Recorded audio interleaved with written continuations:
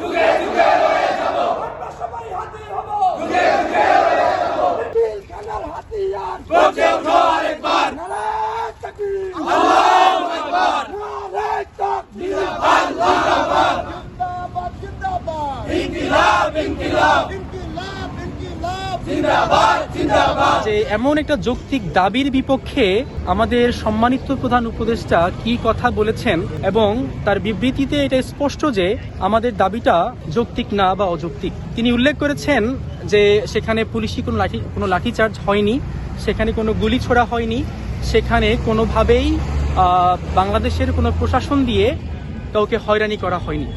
আমি প্রধান উপদেষ্টার বক্তব্যের তীব্র নিন্দা ও প্রতিবাদ জানাচ্ছি। ইনকোয়ারির ভাইয়েরা যমুনায় যে শান্তিপূর্ণভাবে যে আন্দোলন করেছিল, তাদের সেই শান্তিপূর্ণ আন্দোলনের উপরে আজ যে সরকারি বাহিনী তথা সেই পুলিশ বাহিনী যে নির্মম হত্যাকাণ্ড, নির্মম যে গুলি চালিয়েছে, নির্মমভাবে যে আজকে হামলা চালিয়েছে, আমরা এই হামলার নির্মম প্রতিবাদ আমরা এখান থেকে জানাতে চাই। হাদি ভাইয়ের স্ত্রী একজন পর্দাসীন নারী, এই নারীকে এই সরকার রাস্তায় বের করতে বাধ্য করেছে। সে রাস্তায় সে ব্যানার নিয়ে তার স্বামীর বিচার চেয়েছে।